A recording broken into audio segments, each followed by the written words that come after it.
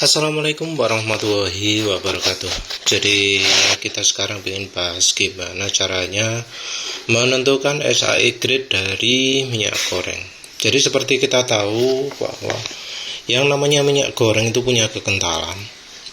Buktinya adalah karena kita bisa melakukan uji bola jatuh pada minyak goreng. Dan uji bola jatuh ini mengukur dinamik viscosity, kekentalan dinamik, ya juga untuk static viscosity juga. Jadi bisa diukur kekentalannya. Jadi kalau ada orang yang ngomong minyak goreng nggak punya kekentalan, itu ya apa ya, kita nggak bisa komentar lah ya. Kita coba ngomong dari sisi fisikanya, ternyata bisa diukur perbedaan kekentalannya. Seperti bisa dilihat di sini, yang paling kental ini malah Sabrina ya. Terus CCO Koren paling encer. Ya tentu ini angkanya fluktuatif ya. Fluktuatifnya kira-kira beda 0,1 detik lah wis. Fluktuatif terbesarnya.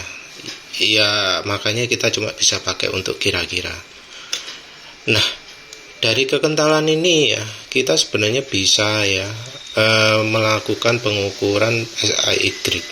Nah, di sini penulis akan bahas caranya yang ternyata dari universitas itu sembrono gitu ya. Setelah penulis lihat rumus-rumusnya itu. Jadi di tugas akhir itu banyak yang melakukan uji kekentalan pakai metode bola jatuh seperti ini. Nah, tapi rupanya mereka tidak melakukan koreksi atau perbaikan ya. Tapi kita bahas nanti sih ya. Metode bola jatuh itu adalah dengan menggunakan tabung isi oli yang nanti kita akan ukur seberapa cepat bola itu jatuh dari titik atas ke titik bawah. Jadi itu ya yang diukur. Nah ini ya sebenarnya banyak syarat-syaratnya untuk mengukur itu. Salah satunya ya misalnya inersianya. Jadi pertama bola bergerak itu harusnya nggak boleh dihitung. Yang dihitungnya itu adalah ketika bola itu kecepatannya sudah kencang. Jadi awal bola bergerak itu tidak dihitung ya. Hitungnya ketika kecepatannya sudah konstan. Terus ya ketika jatuh ke bawah juga ya kita nggak hitung ya, karena mentoknya itu nggak kita hitung juga. Walau ketika penulis melakukan pengukuran ya beda ya. Jadi penulis itu pas bolanya di sini sampai di sini penulis ukur, karena ya penulis ngukurnya seenaknya. Terus ukuran bola juga berpengaruh. Ketika bola ukurannya besar, maka hambatan oli yang ada di dinding ini akan berpengaruh. Jadi itu nggak boleh. Kecepatan bola juga tidak boleh terlalu tinggi, karena kalau terlalu tinggi akan ada turbulensi yang akan mempengaruhi kecepatan bolanya juga. Jadi ada limitasi-limitasi, tapi ya sayangnya ada yang melakukan uji ini nggak melakukan itu. Rumusnya cuma dipakai langsung seperti ini ya.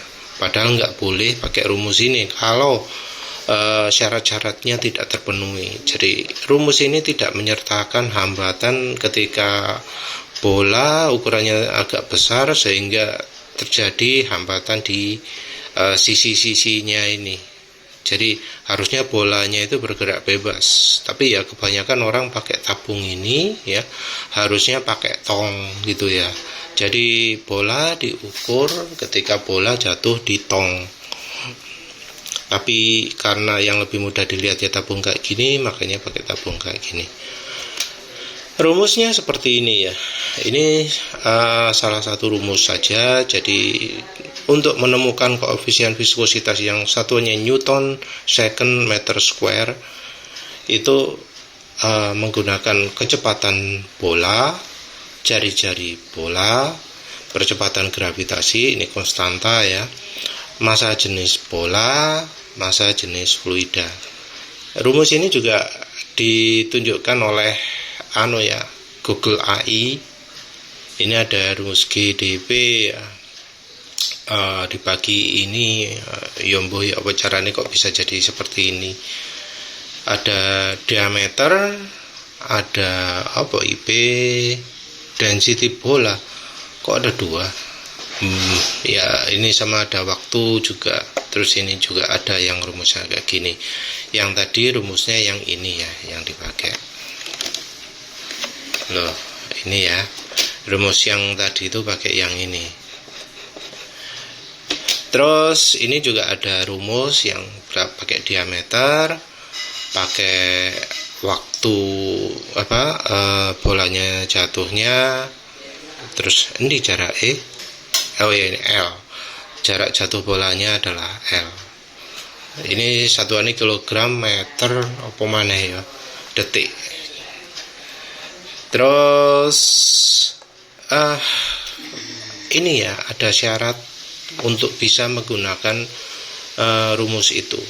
Rumus itu berlaku jika kondisinya satu, ruang ekstensi tak terbatas. Untuk pelet kecil, permukaan cairan sangat luas ke segala arah. Ini penulis terjemahkan ya, jadi ya kata-katanya agak kacau gitu ya. Bola harus ukurannya lebih kecil daripada cairan. Batas cairan dapat diabaikan. Jadi ini perlu dipastikan bahwa jari-jari bola kurang dari 1% dari jari-jari permukaan cairan dan tinggi permukaan cairan pada saat yang sama. Jadi untuk bisa menghitung yang akurat, ukuran bola itu harus 1% dari permukaan atau ya luasan bidang yang dilewatinya. Jadi misalnya pakai ini ya yang penulis lakukan. Ini kira-kira 95% ukuran diameter bola dibanding dengan luasan permukaannya. Nah, ini akan membuat rumus tadi itu salah. Terus dari 1% dari ketinggian. Ini juga penulis nggak 1%, paling ya berapa? 10% atau 5% gitu ya. Anggap aja 10% dari ya tingginya. Ini harusnya ukuran bolanya itu jauh lebih kecil. Jadi ini ya salah satu syarat. Tapi juga ada yang terpengaruh dengan turbulensi. Jadi ketika bola jatuh itu bisa terbentuk turbulensi kalau kecepatannya melebihi angka ini ya, RE 0,1 ini. Jadi ada kecepatan maksimum dari bola. Jadi artinya cairan yang diuji itu kekentalannya harus di angka tertentu tergantung dari radius bolanya. Jadi nggak boleh bolanya itu kecil tapi terlalu kecil, tapi harus cukup kecil sehingga tidak terjadi hambatan samping, tidak terjadi macam-macam gitu ya. Jadi rumusnya ini nggak bisa langsung dipakai, harus ada koreksi. Nah ini juga ada ya aturan-aturan ya. Jadi ada koreksi yang terpengaruh pada gaya inersianya, inertial effect, edge effect, end effect, juga rotasi pada bola. Jadi gaya inersia kan ya tahulah awal-awal gerakannya, terus edge effect ini ya yang ketika di samping-samping, juga yang di efek akhir juga rotasi bolanya. Jadi sebenarnya ada formula yang menunjukkan di sini ada angka F besar yang merupakan correction faktornya, konstanta perbaikannya gitu ya. Tapi ya wis lah, kita lanjut ke langsung pengukuran densitas bola. Pengukuran densitas bola salah satu caranya adalah dengan seperti ini, diukur massa bolanya, diukur diameter jari-jari, ketemu volume, ketemu massa jenis. Ya. Nah, ini kita juga bisa pakai cara lain juga. Ya, nanti penulis tunjukkan.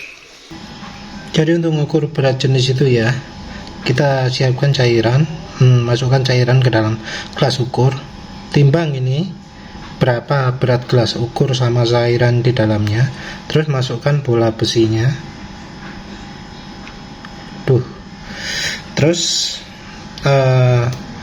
ukur perubahan volumenya, dan juga timbang ini berapa. Nanti dari selisih berat kita temu masanya bolanya, terus dari perubahan volume kita temu volume bolanya. Itu ya gampangannya. Nah, untuk mengukur cairan ini rumusnya ya, massa jenis gampangnya kayak gini.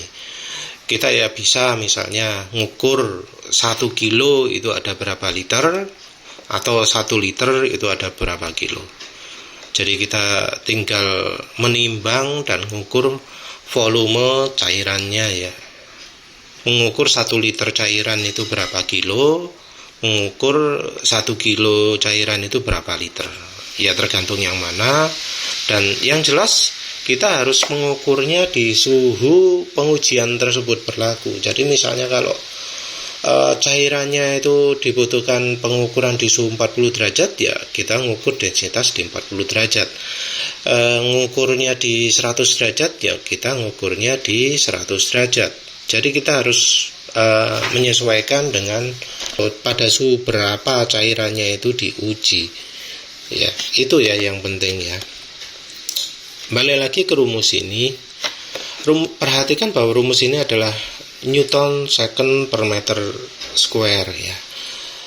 Ada Newton meter. Ini adalah konstanta untuk dinamik viskositas kalau nggak salah. Ini untuk konversi dari Newton second per square meter ke centipoise. Ini ternyata 1 Newton second per square meter adalah 1000 centipoise. Sementara itu yang kita butuhkan adalah centistok. Untuk bisa mendapatkan centistok, itu kita membagi angkanya dengan densitas oli. Jadi angka Cp ini kita bagi dengan densitas olinya. Ya tentu densitas pada suhu kita melakukan uji tersebut. Ini juga dikonfirmasi oleh Google AI. Jadi CST adalah Cp centipoise dibagi specific gravity atau density of the fluid ya. Jadi ini ya, kita harus konversi dulu dari Cp ke CST dengan membaginya dengan densitasnya. Jadi harusnya rumusnya kalau kita mau cari kekentalan kinematic viscosity yang satuannya CST, kita harus merubah rumus ini dengan membaginya dengan massa jenis fluida, densitas fluida seperti ini. Nah ini ya, ada contoh penelitian yang tidak melakukan faktor koreksi ya. Juga ya kesimpulannya rotok salah. Ini yang penulis pakai tadi rumusnya ya sini. Terus dia ngukur ini, karakteristik fluida diukur ya langsung seperti ini. So ini dia pakai 25 derajat, diukur ketemu angka ini gitu ya. Dan enggak dikoreksi, enggak dikonversi jadi centistok dulu. Dari NS per M ini, Newton second per meter square meter ini, dia nggak melakukan koreksi dulu. Makanya ini ada anehnya ya. Ini dia ngomong viskositas oli Repsol SAE20W50 pada suhu 40 derajat adalah 161 CST atau sama dengan 0,161 NS Newton second per meter square.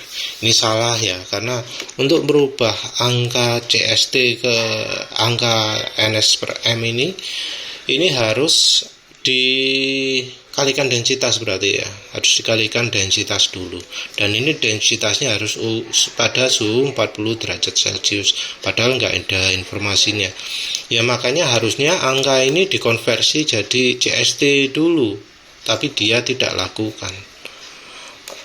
Harusnya dirubah jadi centipoise, dirubah jadi CST, tapi ya dia nggak melakukan itu ya. Itu kesalahan pertama ya. Terus ini kesalahan kedua ya, viskositas dipengaruhi oleh suhu. Semakin tinggi suhu, maka koefisien viskositas akan semakin kecil dan oli akan menjadi lebih encer. Ini ya, disebut seperti ini. Ini dia membandingkan suhu 25 derajat dengan 40 derajat. Yang lebih dingin adalah 25 derajat.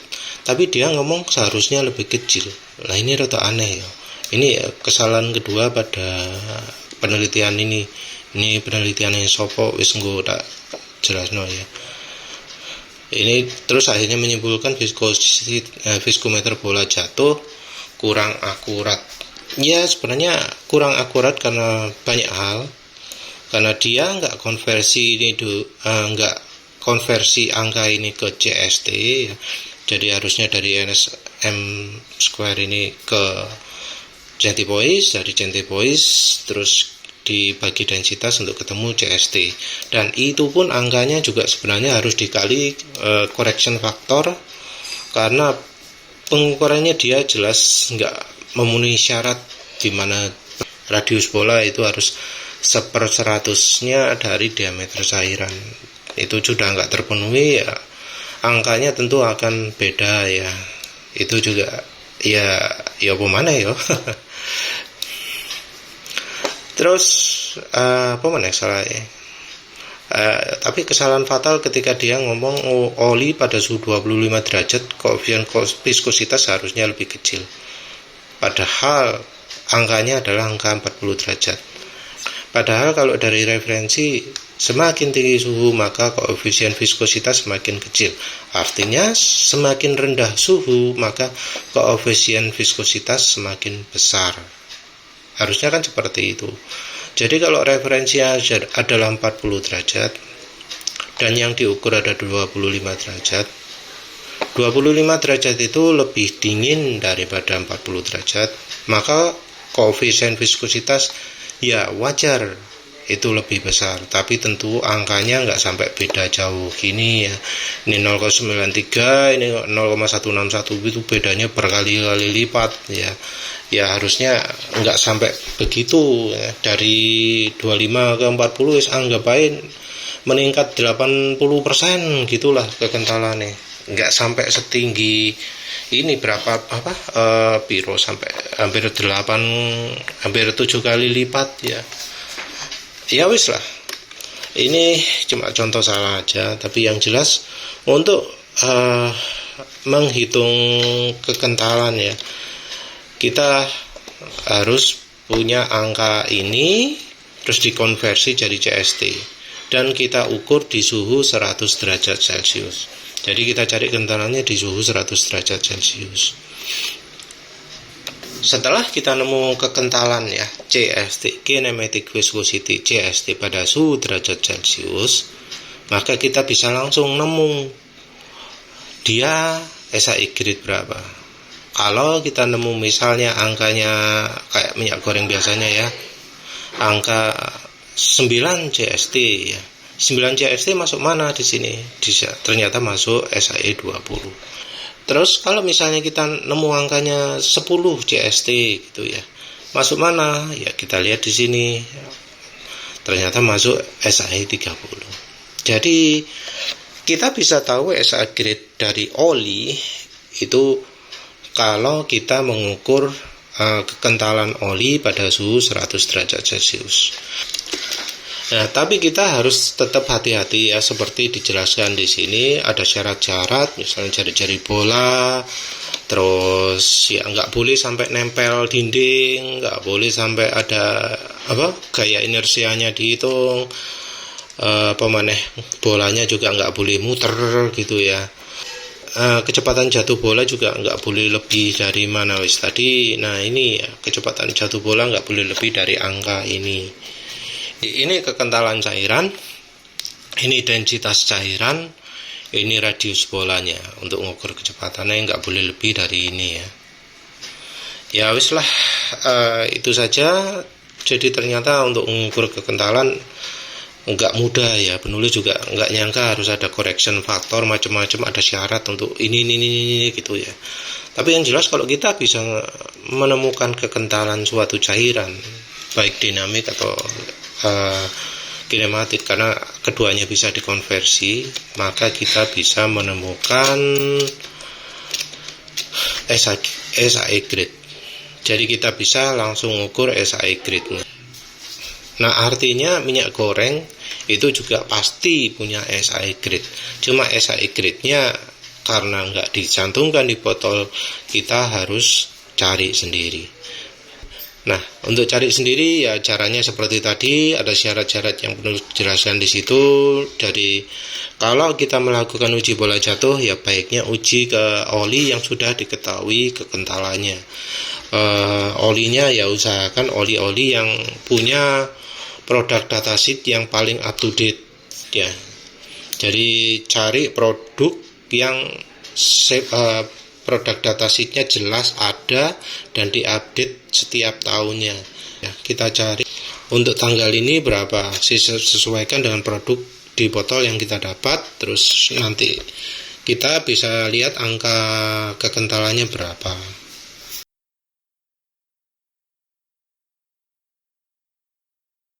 Ya wis lah, itu saja. Jadi ya kita untuk melakukan pengukuran itu ya harus melakukan kalibrasi terlebih dahulu, dan kita tidak hitung ya misalnya gaya inersianya, kecepatan perubahan kecepatannya gitu ya. Kita cari yang angkanya sudah betul-betul fix. Ya wis lah, itu saja. Terima kasih sudah menonton. Assalamualaikum warahmatullahi wabarakatuh.